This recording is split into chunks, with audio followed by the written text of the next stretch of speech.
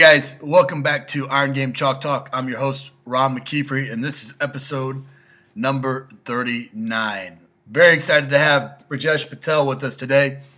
Brijesh is the head strength coach for Quinnipiac University and has done a fantastic job there. He's had a great, varied experience starting out with UConn and having some great mentors, Mike Boyle and Jeff Oliver and some of these guys. And we talk a lot about his history and how he's become the first ever head strength coach at Quinnipiac, starting a program from scratch, some of the challenges that he faced when he got there, as well as what he's facing now as he's trying to grow a program.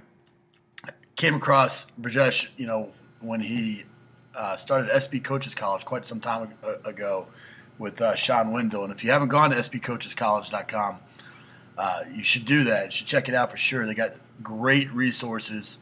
It's all free, and that's where he came from. It was all he comes from a pure heart, and has done a fantastic job of serving our community. And so I wanted to make sure that we highlighted SB Coaches College, but also highlighted him and his efforts to help make this profession better for us all. Before we get started, I always want to recognize our sponsors. Now, very fortunate to pick up a couple new sponsors this year. These things, to keep these things free for everybody, something that we have to do, and didn't have to go far. Ignition APG is a performance facility here in Cincinnati, and gotten a chance to know Cliff Marshall and Brendan Kramer and Ted and some of their coaches over there. I knew them from afar. I actually, was familiar with them in their combine prep training that they do each year, and very successful in that business. They'd come down to Florida when I was at South Florida and had heard of them and knew some athletes that had trained there and spoke very highly. What I did not know is how multifaceted this company is. They have a lot of things going on. NFL combine prep, NFL career training.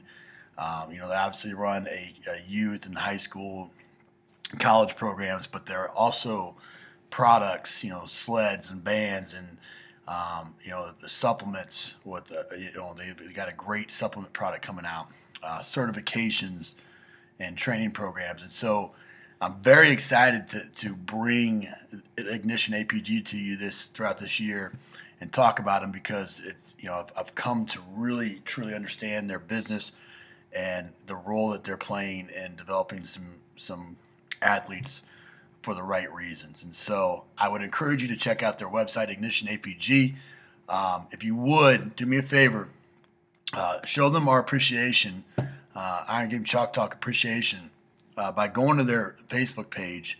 Just search for Ignition APG and like their page. They got some great stuff, and we're going to be bringing you some of these things. But everything from hand fighting, hand combat training to speed certs. Recently, just did their speed cert, and they do a great job with their Facebook page. Anyways, of just bringing some good information. So go there, check that out, and like their page for me if you would. As always, if you're listening to this in the car, then the best way to get our episodes is by subscribing to our iTunes channel. Make sure that you subscribe. You download any episodes that you have not listened to already, and then if you would, leave a rating and review while you're there.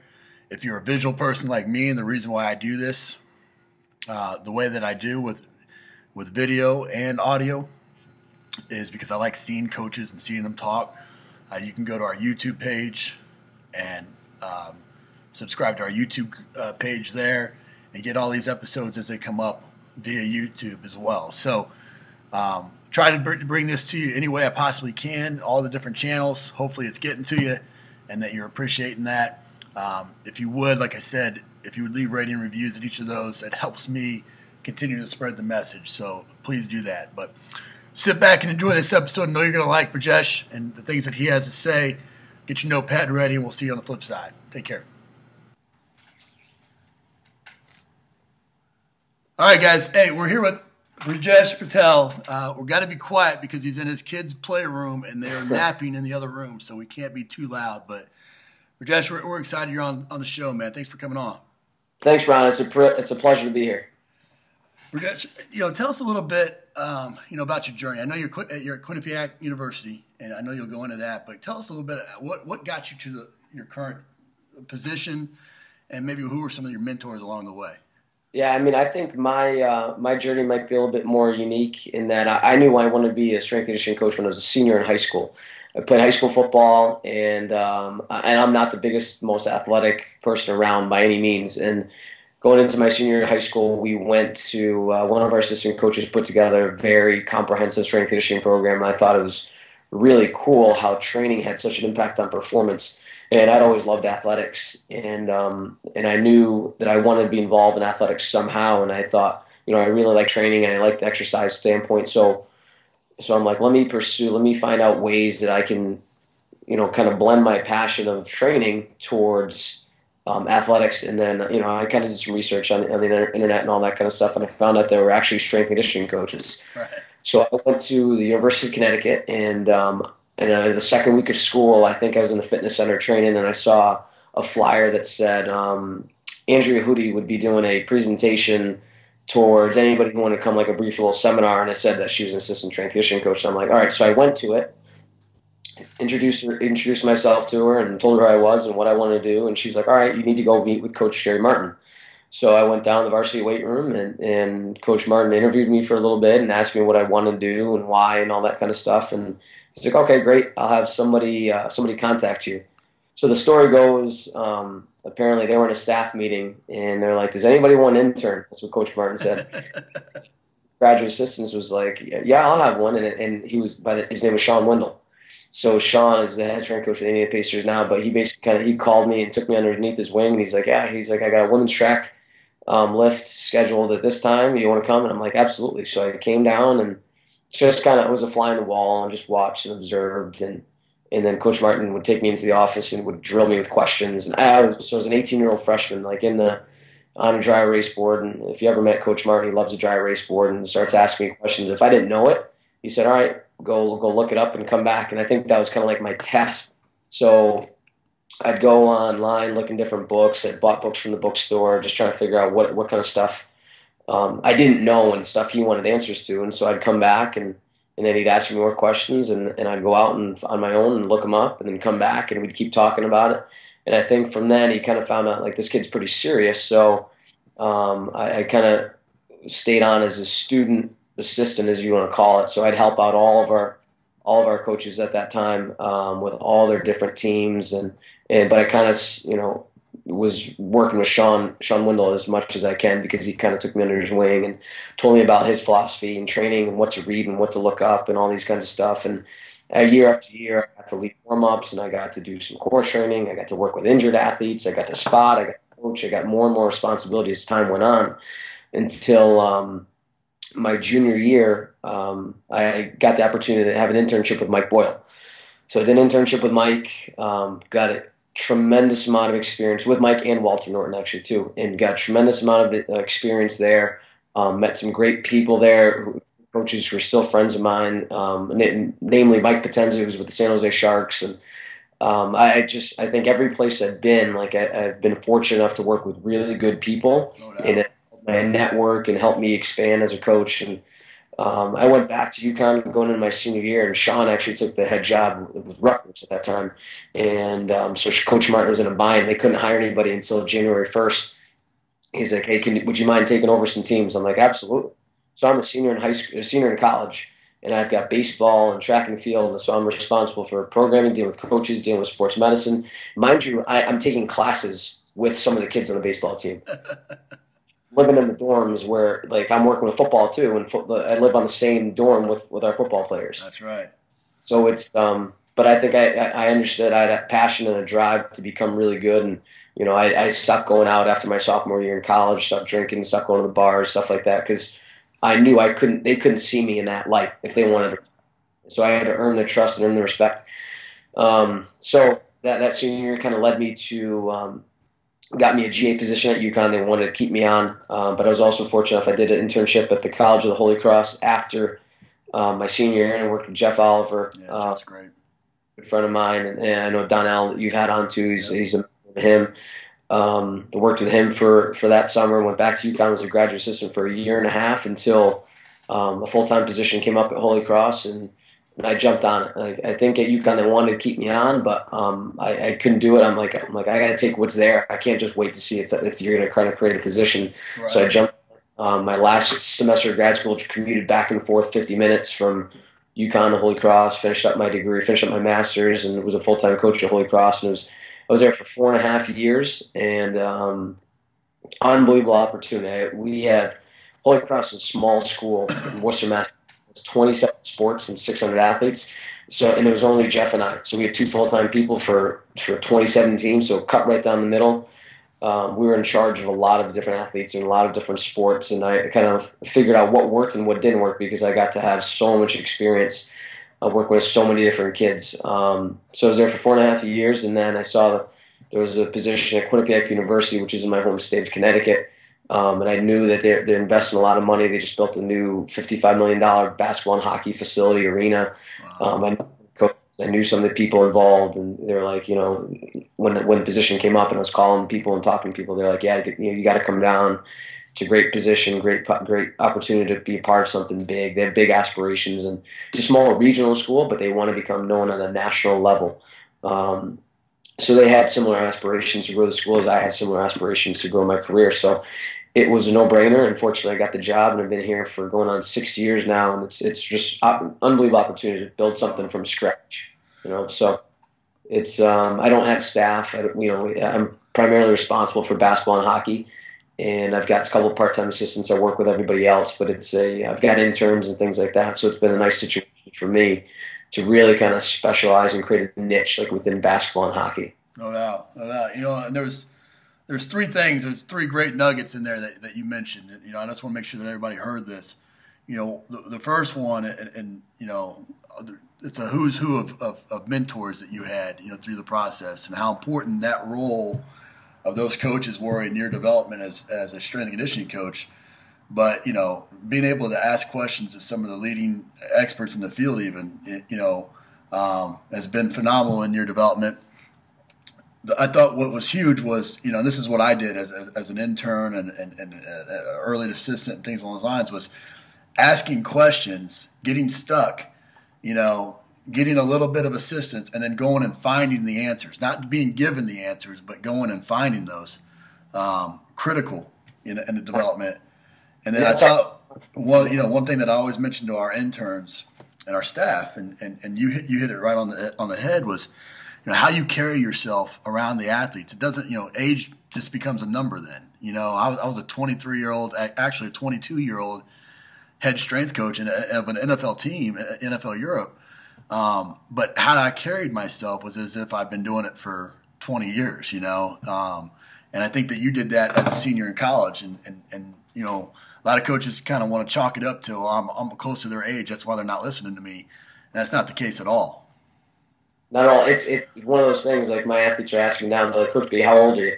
I'm like, how old do you think I am? I've gotten everything from like 35, 45. Like, I'm like that old. Like, and I'm like 33, but they that's right. They think I'm older, and just based on how I carry myself, and I think that's something I've always kind of done, throughout my career. But like one thing I forgot to mention is that I think my time at UConn, like everybody talks about like outliers and Malcolm Gladwell, right. Like they're a hotbed or whatever. Like UConn, like I got the opportunity to work with Andrea Hootie, who's probably one of the best basketball strength coaches in the country. Phenomenal motivator, phenomenal. She's unbelievable. Like getting people to do what she wants them to do. Right. She's one of the. Jerry Martin, he's been an unbelievable strength conditioning coach at UConn for close to 20 years now. Sean Windle, who's with the Indiana Pacers right now, and the president of the NBA Strength Coaches Association. Tina Murray, who's a director of sports performance at the University of Louisville, does an outstanding job. With Mike Boyle being a part of him, like his legacy and history, he's awesome. And Jeff Oliver too, like he's a hidden gem. Like if you've ever had the opportunity to talk with him, he's dynamic and personal and energetic, and he's just the most humble guy you'd probably ever meet in your life, but very knowledgeable and a great floor coach and great programmer and a very good thinker. So I'm fortunate that I was able to spend time with all those different types of people. Even if my fellow interns and GAs and everywhere, it's been I've been very fortunate along my path. Right. Yeah. And when it's led you to your current position at Quinnipiac, where it's kind of been a natural evolution, as far as being at a program and learning the ins and outs of a very good program, getting an opportunity at a smaller school to cut your teeth a little bit. Now getting an opportunity as a head guy, maybe at a smaller school, an opportunity to kind of grow with the school. And make the mistakes that you would make, but maybe make them at a rate in which you're able to overcome them. And I know that was my issue at South Florida. Is I made every mistake in the book, but as a 23-year-old head strength coach, and at a school that was growing with me, I could make those mistakes and still not get buried by them. So you got an opportunity here at Quinnipiac. So talk about taking over this program and how you've kind of set a foundation for it to grow as you grow. Yeah, when I first came in, I just kind of watched and observed and how the kids kind of got trained. And so basically, let me tell you a story. So they have this $55 million arena, and they've got a weight room, and it's for basketball and hockey, and they didn't have anybody really running it for a year and a half. All of our coaches, all the teams hired outside contractors or vendors, as they call the strength conditioning coaches who had their private facilities. They'd come in and work them out, and whenever they came in and work them out, that's how that strength coach got paid through that individual team's budget. So basically, sometimes there'd be kids coming in and do whatever they want. You know what I mean? So what I think first things I started to notice is that there was no accountability system or any kind of accountability structure at all. So that's our first thing that we had to do. And so I've kind of got three main rules when it comes to developing our culture and our foundation. First thing was accountability. We had to establish accountability. We had to establish some communication lines. We had to make sure if somebody's ever going to be late, then I had to be notified. If you're not doing what you're supposed to be doing, there's a consequence not only to you but the entire team. So they start to understand that they've got to own up for their own actions as well as their teammates' actions too, because that's what's really good. Second thing is respect. We want to make sure that we respect our facility, respect our coaches, respect the people that we're going to come in contact with, because at the end of the day, my job is to try to make them better. I'm helping them. You may not like how I say something, you may not like the way a message gets delivered, but at the end of the day, understand it's for your own benefit. Right. And our thing is to work hard, because I'm a firm believer good things will always happen to people who work hard. So it wasn't necessarily programming of what we did. It's more about how we created our culture first. And if you read Good to Great or any of these kind of books that are Jim Collins, culture is first and foremost. We've got to establish culture and a foundation, and we want to do that with a certain level of energy, enthusiasm, excitement every single day. You know what I mean? So we take pride in not only what we do but how we do it. Right. So that was the message, and the other part of the message was we're going to get better day in and day out. You know what I mean? So we have a sign when they leave that says, "I just got better." And I tell them first and foremost, you may not like to train, you may not like to run, you may not like this drill, you may not like this exercise. It doesn't matter. But if you come in with the mentality and the mindset, "Hey, I've got an opportunity to get better today," then we will get better. Right. But if you're pissing and moaning because you don't like this drill or that, then we can't get better, because you're spending more time and more energy towards that than actually more time to try to improve. Right. And so for us, it's really good, and we want to become a national level program within hockey, within basketball, men's and women's side. Those are the things that we need to do. So it didn't take long for everybody to kind of jump on, because they didn't really have any structure. And I think young adults, and I think everybody craves structure. I think they really want it. They may fight it, but I think at the end of the day, everybody really needs it. So they kind of jumped on board with that. There were some bumps and some bruises along the way, and people not understanding the level of commitment that's going to take on a daily basis to be great, not just good, to really be great. But I started with our younger guys, our seniors. They were okay. They're like this is kind of interesting at first, and then as soon as we started cracking the whip and cracking the hammer, they weren't as keen on what we were trying to do. But our freshmen jumped on board, and so I knew we're going to start young, and we're going to really work on this class, because that's going to be our future as we grow our program. And so those kids jumped on, and we're starting to see the fruits of our labor right now. Like last year, our men's ice hockey team was #1 in the country for close to 2 months, made it to our first Frozen Four, lost in the championship game. But we, had a huge breakthrough season for our program. Women's basketball team was 30-3 in the NCAA tournament, and men's basketball team is close to the NCAA a couple times. The women's hockey team is 9th in the country right now. So we're starting to see we're making some strides, and I think it's all based on not just what I've done, but what the kids have bought into to make sure and try to create their own aspirations and goals. Well, I think you hit it right on the head there with one of your rules being respect and reaching out to the athletes and letting them know that, hey, the way that I respect you is helping you reach your goals, not my goals, but your goals. And if you talk to any one of them, they want to win. They want to, to be successful, on the court or on the ice or whatever. And by having that mutual respect goes a long way, and creating a culture to where you can challenge them when the games are maybe months and months away, and so it's so important. Yeah, it's awesome that they bought in, and it's kind of cool right now too, because I can sometimes sit back and just watch, and our older guys tell our younger guys and girls about how things are supposed to be, how it's supposed to be done, and what to expect, and what's tolerated, and what's not tolerated. And it's nice that I think is a program when you're older athletes or coaching your younger athletes and telling them what to do, then that's what the whole thing's about. No doubt. Hold their hand for the rest of their life. You know what I mean? They've got to be able to figure it out on their own. So sure. Now, when you took over the program, obviously you got the 4 sports, the 2 hockeys, the 2 basketballs that you're directly, the revenue-producing sports that you're directly working with all aspects. That's kind of the whole shebang. And then you have the other sports, however many sports that is, 16, 17 sports that you're helping write programming for. When you do that, you can't just take it back of a piece of paper and write out a program for every one of these sports. You have to kind of have a template. I know you kind of have a 5-tier training system that you kind of employ, with your athletes. Take us a little bit about your programming. What's kind of the steak and potatoes, and then how do you make it a little bit individualized for the athlete or the sport? Yeah, our philosophy is based on like 3 main. So our first one is to reduce the chance of injury. I don't say prevent injuries, and I don't tell recruits that, I tell coaches that, because if you think you can say prevent, then you're saying that's not true. That's right. Anything. You can try to reduce as much as possible.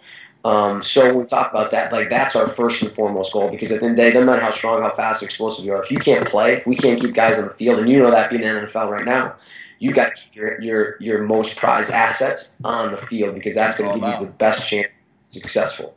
So that's the way we look at things here. So that's our first goal. Second thing is to make better athletes. I tell them flat out, I'm not going to make you a better hockey player, a better basketball player, because I'm not going to teach you the individual skills that's going to make you shoot the puck harder, stick handle, dribble a ball, shoot a free throw. Like that's not my job. That's our sport coach's job. My job is to try to make you a better athlete so we can elevate your skills so they can be performed at a higher level, allow you to perform them harder, longer, faster, as well as put you in better positions to make plays on the field or the court.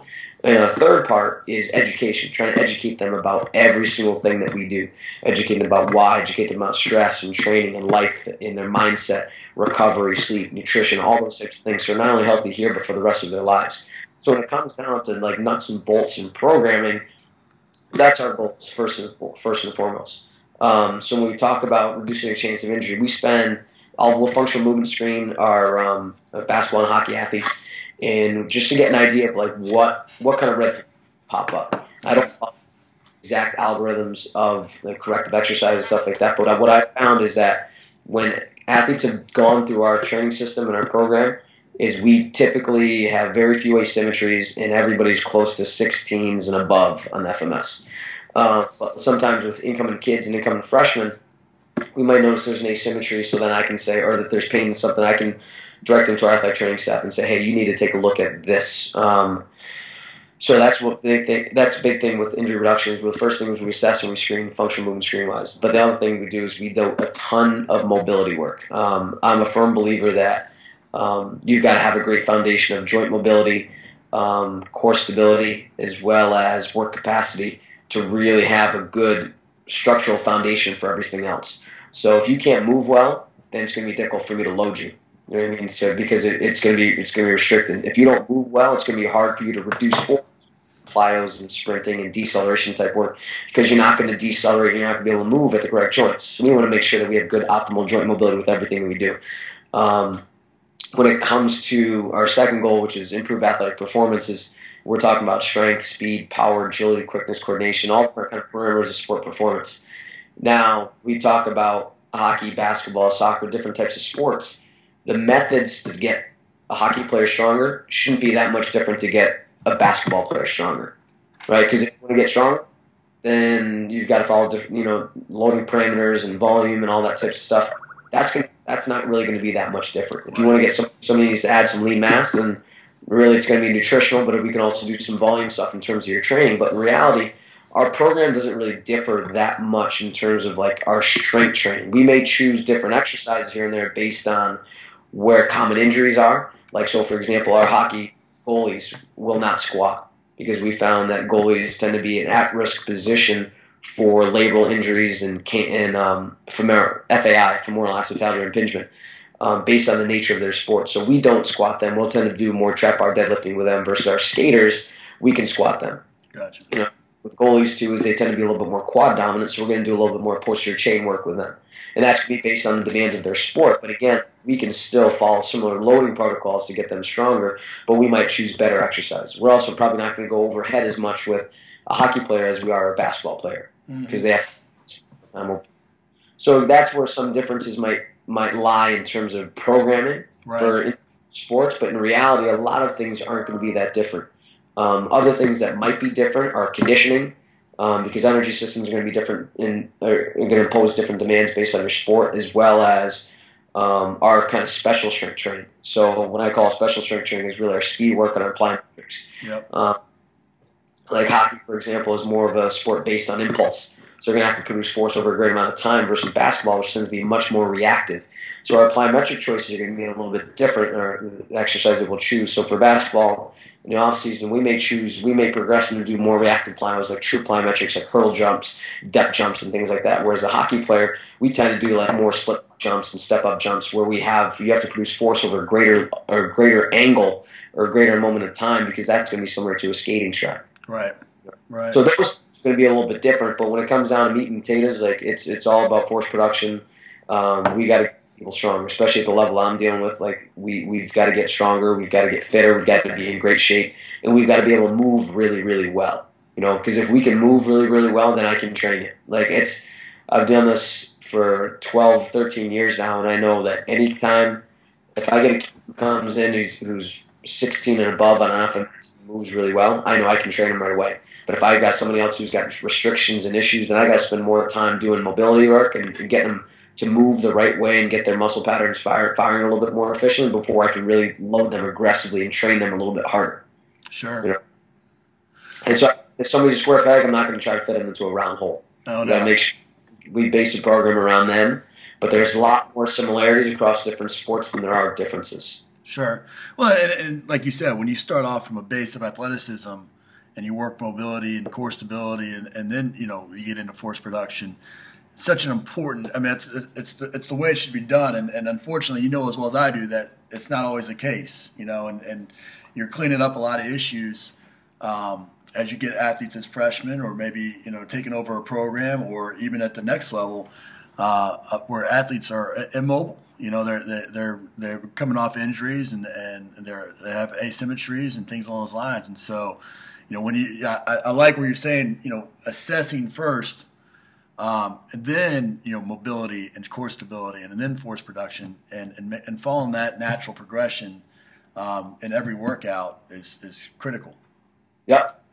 Yeah, and then like after force production, then we get into like power training and speed development, all that types of stuff. But it all really comes down to mobility. Like if you don't have the mobility and you start doing like maybe Olympic lifts and start pounding people in these positions with high load and high speed, then you're asking for your problems. In volume magnifies everything. Right. And when after high school, like a kid may be able to get away with some kind of mobility restrictions, but when they get to college, the total volume gets magnified in terms of workouts, in terms of practice, in terms of film and video, in terms of class. Like that's a lot of volume on a person's body. Right. And they've got to make sure that they can not only handle that volume, but also recover from it sufficiently to be able to make sure they can do it day after day after day. Right. And that's when you see injuries pop up in these little types of things. If they don't move well, if they don't have the right mobility and stability, I don't care like how fit you are. If you don't move well, something's going to break down. That's right. Well, the other piece, and it's something that I'm, being re-educated on, having, been with the Bucks early in my career, but now later in my career and having a better understanding is when you're dealing with athletes that are aging. We have the athletes that's 21 years old, and we have the athlete that's 36 years old. When you're talking week 17, which is what we're in right now in the NFL, the body breaks down, and so we have to make sure that we can't, we're not, even though our time is limited, we can't just throw them under a squat bar, throw them under a bench, or do some Olympic movement. We got to pattern the movement first with some sort of mobility, and then even loading with that mobility prior to getting under a heavy set of squats or a heavy bench press or a set of cleans, and so it's such a critical piece, and I'm hoping that everybody's doing that in their own programming. Another thing that I came across, in researching and hearing you speak in the past is you spend quite a bit of time with educating your athletes on nutrition, because, obviously if your body composition isn't correct, then your movement patterns are going to be affected as well. What are some of the things that you're doing there, as far as educating your athletes on proper nutritional protocols and practices? Yeah, what we do is when I first got here, we didn't have a sports nutritionist, so I kind of handled all of our nutritional education.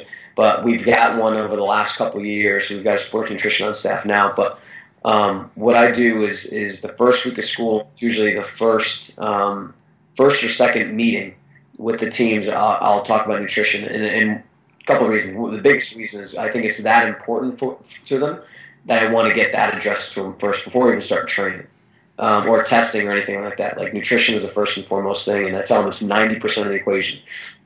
Not only for body composition changes, if you want to get leaner and if you want to add a little bit more muscle mass, but also for recovery purposes. And then I tell them flat out, you're only as good as your ability to recover. It doesn't matter how much work you put in, it doesn't matter how hard it is. If you can't recover from it, then you're not going to be your tip-top performance. Right. So nutrition is a huge part of the puzzle. So what we do is I give them a quiz, and this was developed by Tina Murray, first of all. It's like a 20-question quiz, and basically, like do you eat breakfast 7 days a week? Like, do you eat a pre-workout meal? Do you eat a post-workout meal? Do you eat 5 servings of fruits and vegetables? Do you eat 3? Do you get lean protein every single meal? 20 questions, and it's all yes or no answers. You count up how many yeses you had, you count up how many no's you had. You get a tally score at the end, and it's either you're doing great, you're not doing so good, or you need some. And then we get and put these people in these categories, and then we go through every single question and say, okay, this is how you can do this. This is how you can choose meals in the cafeteria a little bit better. This is how you can get protein in every single meal. Because I hate the excuse where they say, well, coach, there's nothing to eat in the cafeteria. That's BS. Right. You can always eat something. Right. Or like, I didn't get an opportunity to have a snack. Like, why not? If you got time on the weekend, like that's when you pack all your snacks. You know what I mean? Like put things in plastic bags, label things, so that way when you're going to class and you're not going to have an opportunity to go to the cafeteria, you've got something to eat with you. So it's more than anything is get them educated on habits in ways that they can improve the things that they can control. Right. You know what I mean? Like, so what the cafeteria is going to serve, but you can control how you go in with a mindset. You're like, okay, you don't like what's on the hot table, then you can get a salad, or you can go to the sandwich bar. Right? You can eat 3 sandwiches a day. But you're still getting what you need. So that's a big piece of the puzzle. Is our first incoming nutritional seminar for those athletes. Other types of things that we'll do is we'll give handouts. We've got things in our weight room in terms of post-game recovery and post-game regeneration of what we're looking to do in terms of recovery and different things like that. We also give them supplements. So our basketball athletes will get muscle milk bars, muscle milk shakes. We give our hockey athletes a shake. It's not that really well known, but it's called UCAN, Yep. and it's in Woodbridge. Have you heard of it? Yeah. Oh yeah. Yeah, and it's actually based out of Connecticut, right around here, and it's got an incredible ingredient in it, and it's called superstarch, and basically it's a slower releasing carbohydrate that allows the body to get more energy over a longer period of time. So we usually use it on days where we train and have practice, which tend to be longer days, as well as game days, because we can almost go 3.5, 4 hours between pregame meal and then something after a game. So we need to make sure that the nutritional stores are capped off for a longer period of time. So we give them UCAN pre-shakes and post-workout shakes. Other types of things. When we get to the off season, we often have we do team competitions. So we'll split up our team in two, a blue team and a gold team. And at the end of sometimes we'll do some physical tests. We also do some mental tests, and sometimes we'll have trivia. We've done nutritional Jeopardy in the past. Like we'll do different types of asking nutritional questions, and it's all a way to get them educated. You know what I mean? So I think that's the biggest thing is if we can educate them more, then we can actually give them the control and understanding of how to eat better, not only at school, but also when they're at home. So that's kind of what we do from an educational standpoint. What we did last year, too, between our sports nutritionist and myself is we put together a cookbook as well. And that idea came out from when I was at UConn. The sports nutritionist there, as well as the strength conditioning staff, put together a cookbook for all our athletes. So we came up with a cookbook, and we had the different types of smoothie recipes, different types of bakes and casseroles, different types of sandwiches and breakfasts, and all these different types of options that we can give our athletes and say, hey, if you've got a kitchen, you're in a dorm that has a kitchen, you don't have to have as much of a meal plan. This is how you can cook a little bit more effectively. These are things that you can make if you're willing to experiment. So it's almost like just trying to guide them along a certain path as well as we can. I mean, we can't hold their hand and make them do it, but we can try to give them these tools, try to educate them along the way to try to make sure that they can fuel their bodies a little bit more efficiently. Well, that's what we always tell them. We got them for 2 hours a day, but they got 22 hours to mess up everything you just did. And nutrition is obviously a big portion of that. The for young coaches that are getting into the field, what advice would you give them? I mean, if they want to end up being, in the position that you're in at 33 or 34 years old, whatever it is being a head strength coach at Division I university, what steps do you recommend them taking? Volunteer as much as you can, do internships, and be humble and be willing to listen is probably the best information I can give. I've had interns who are punch a clock type interns who just kind of come and go, and those are the ones when job opportunities come up and I get calls and emails from people, they don't even come to my mind. But when you've got people who are passionate, ask questions and will read, like I've got tons of books and tons of DVDs in my office. I say everything in here is available for you to sign out. Right. I'm not going to assign anything to do. I'm not going to assign you what to watch. Coach, I wish I read. I'll tell you, but I'm not going to make you do it because if you want to be really good at something, then you should want to do it on your own. No doubt. If you're forced to do it, you're not going to do it as well. So be humble, be hungry, be open-minded, because that's I think one thing I pride myself in is try to be open-minded to lots of different perspectives and lots of different views. And I tell my interns flat out, you can learn something from everybody. You can learn how to do something or learn how not to do something. Absolutely. From every single person. But I've had a couple interns in the past who tell me what they know. I'm like, I don't really care what you know. I want you to do your job and tell you do what I tell you to do. If I ask you a certain question, then I expect you to give me an answer. But this internship is about you learning from me, not me necessarily learning from you, or you telling me what you need, what you know. So to be humble and to be open, you may not agree, but it's not about agreeing. It's about just learning and keeping an open mind. So that's probably the biggest thing. And then because kids coming up these days, I don't think they understand how hard and how difficult it is. Like if I was coming up now, like going through college and stuff, I think it would be really difficult to try to get a job now because everybody wants to be a college strength conditioning coach, a professional strength conditioning coach, but nobody's willing to sacrifice all that time and hours and not make money and do types of things just to get an entry level position. Everybody expects to be right at the top right away, and it doesn't happen that way. Not at all. And it's about networking and all those types of things, about doing grunt work and sacrificing your time and stuff like that. And it's just, I don't know if kids these days really want to put up with all that time and effort and understand how difficult it is. If there's one job, there's probably sometimes 50 to 60 applicants for that one job, if not more. Tons. 5 my last job at Tennessee, I had over 500 resumes for the position, and I didn't even announce it. Yeah. See, that's exactly. It's there's so many people that are flooding the market, but there's so few job opportunities coming open for them. So I think the way to make yourself stand out the most is be hungry, be humble, continue to read, gain knowledge as much as you can, get a lot of different types of experiences. I remember you asked the same question to Adam Fight. Adam Fight had a great answer about trying to specialize yourself, like in one thing. If you're a nutrition guy, if you're a kettlebell guy, if you're a speed guy, like those types of special skills will help you. But again, more than anything, it's just you've got to be open-minded, and you got to be willing to work. You got to be willing to grind, because it's not for everybody. Right. Well, it's microwave technology or microwave culture. Instant gratification, and it's just not the way it works. And well, they always say you got 2 ears and one mouth. So Yeah. listen twice as much as you talk. Will take you a long way in this profession. Yep. I know you got to get going. I know your kids will be waking up. We kind of always end the show with just kind of a lightning round here of questions. So give us a motivational quote that you have plastered in your weight room, or one that you live by. Yeah, my favorite one is "We are what we repeatedly do. Excellence is therefore not an act, but a habit" by Aristotle. So that's right in the weight room. And I tell them flat out, like, everything we do is habits. So the mindset you bring to the gym is a habit. The quality of your effort is a habit. How you help your teammates is a habit. You opening your mouth and showing encouragement and giving of yourself, that's a habit. So we want to make sure that we create really good habits in everything that we do. The other thing that we have up is, I'm not sure exactly how it goes off of the way it's written up on the wall, but it's like, every time you miss a rep, every time you sleep in, every time you go out, you stay out late, every time you miss a workout, it makes that much easier for your opponent to beat you. So we want to outwork our opponent today so we can beat them tomorrow. No doubt. So those are two big motivational things that we've got up in our weight room. And when you walk in from the outside of our weight room, it says, be responsible for the energy you bring into the space. That I'm a big energy guy. Like, I love, to be excited about something. If you bring energy and you bring passion to it, you will improve.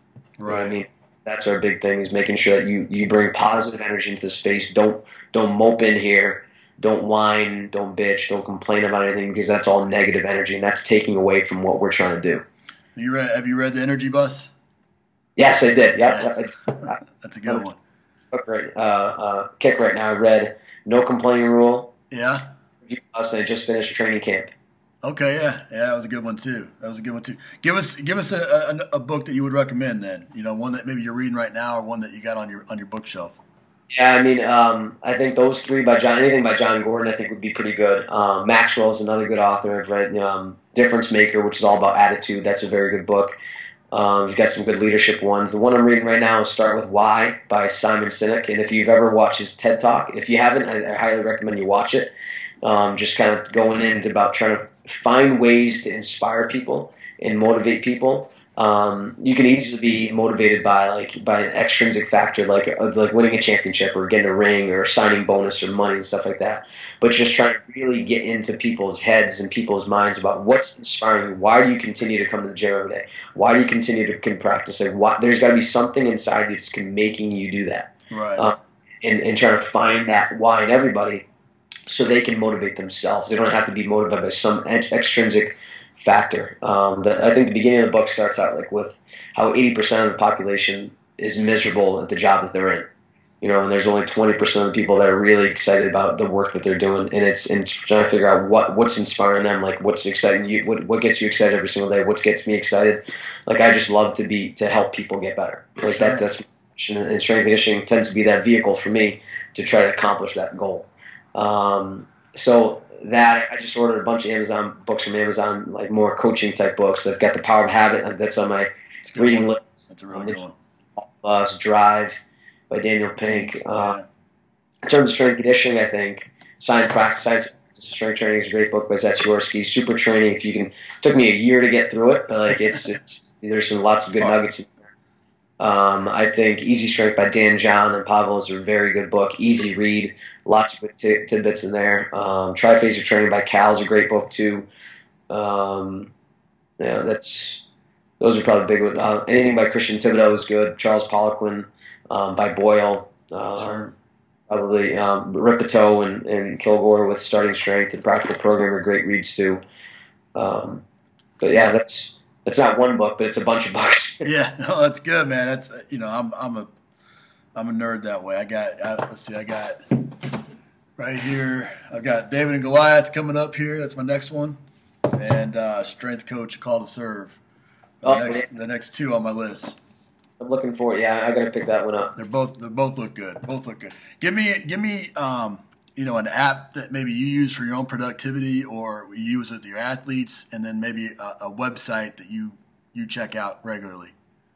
In terms of technology, we like to use a lot of technology with what we do. In terms of specific apps, I don't think there's a specific app I use that helps my productivity outside of Excel. Okay. I mean, I think Excel is awesome. I have played around with UberSense, in terms of video recording and showing some technique type changes and stuff. I really like just a plain Apple TV. We just installed TV monitors in our weight room this year. And, sometimes we'll have Sports Center on, so not during team sessions, but if somebody's injured and stuff like that. But more times than not, what we'll do is we'll put up, we've got a polar heart rate monitoring system, so we can put up our heart rate monitors during practice or sessions. But the other thing, too, is sometimes we'll put workouts right up on our Apple TV. It's connected to our TV, so right from my computer right up there. I put up different things like testing results, and I've gone over our testing results on there. So just a tool that we use. We also put up different quotes, different motivational stuff, different pictures. So when they come in and they look up, they can see it. They can be rolling out, getting their prep stuff in, and they can see what it is. Like today in our workout for women's ice hockey, we had it's going back to the start with why, the Simon Sinek book. It's what's your why? It's just a question. So it gets them to think about what why they're doing things. So just different types of tools, and that's why I use our TVs. They're just different types of tools in terms of motivation, and as well as improving the quality of sessions. No, that's great. That's great. Well, I know one of the ways that I've been able to follow you from afar has been SB Coaches College. Something that you started as a way to kind of give back to the community. Tell us a little bit about it. Yeah, it's a free educational site that Sean Windle and myself started back in 2001 or 2002. Is new. Sean didn't get to his position. I didn't get to my position by myself. We had a lot of people along the way that helped us.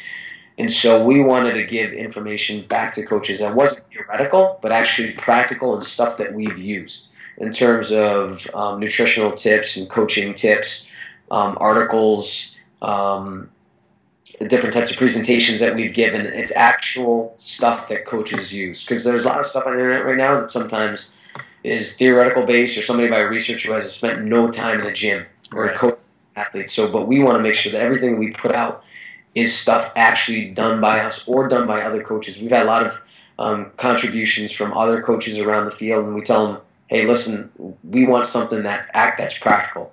Don't just give me something that's theoretical about core stability. Tell me what you're doing. Show me so other people can actually get some examples from it too. And we have actually kind of been slow just because our own personal lives have been pretty busy over the last couple of years. We haven't posted and blogged as often as we probably would have liked to, but there's so many articles on there and so many presentations. There's lots of stuff. It's going to take, if you've never been to the site, it's going to take you a while to get through it all. Sure. We offer PDs and some manuals and other types of things along there too, but I think there's a lot of good information out there on our website that's all free of charge and really just help to let other coaches get better. Well, I know for myself, I truly appreciate all the efforts, because you're right. There's a ton of great information, and I've been going to it for years. I don't think I'm even halfway through, but I truly appreciate you A, coming on the show, and B, sharing your knowledge with everybody through SB Coaches College and by coming on here. Really appreciate the opportunity to get to know you better and a little bit more about your program. Where can coaches kind of keep up with you and stay in contact with you? Definitely through SB Coaches College. People can contact me through, you can friend me through Facebook. Twitter handle is bpatel515. You can follow me there. If you want to send me an email, you can, bpatel@quinnipiac.edu. Call me. If you're around the area, come and visit. I have nothing to hide. If you want to learn, you want to talk shop, I'm always willing to do it. So I think it's cool, and I think it keeps me sharp, and it makes us better. So, No doubt. Well, that's exactly why we did the show, man. To get an opportunity to talk to great coaches like yourself, and for us all to get a little bit better each week. so thanks, Ron. I appreciate it. It was fun, and it was nice to finally meet you too. And it was awesome. Absolutely, man. Well, thanks a lot. Have a great week, man. You too. Good luck tomorrow. All right, guys, a couple quick things before we let you go. Head to ronmckeefery.com/39 to be able to access the show notes for this episode. It contains all the links, the summary of the episode, as well as the comment section where you can leave a comment, one showing your appreciation for Brijesh coming on the episode and sharing his information, but also just some communication with me on things that maybe I could have done better or a direction you want to see the show go in. Questions maybe I should have asked, all those types of things. I want to continue to make this the best show for all of us. While you're there, join the mailing list. Enter your email there, and I'll send you a free ebook, Weight Room Wisdom, with 365 quotes that you can use with your athletes. But I'll also send you a weekly email letting you know what the latest Tribe TV video is, as well as who's the most recent guest on Iron Game Chalk Talk. I want to make sure that they keep you up to speed there. If you would prefer to subscribe on YouTube, go to YouTube and subscribe there. Get your updates there, or iTunes, and you can get your episodes there by subscribing and downloading via iTunes. If you are a young strength coach, you're just getting into this field, maybe you're having trouble finding an internship, Strength Coach Basic Training is an online internship program that I created several years ago that we've had a lot of success with. Several coaches have gone through and had found it very useful in their development. Go to strengthcoachbasictraining.com and you can access that there, as well as Football Strong event coming up in Canada. We're going international this year with a clinic up in Toronto, Canada, with some great speakers. It's a great program. It's 3 college strength coaches, an NFL strength coach, and we kind of lay out the entire annual plan for football. So if you're interested or you're going to be in that area, check out Football Strong. Make sure you check back each week for another great episode, and I appreciate you watching. We'll talk to you later. Take care.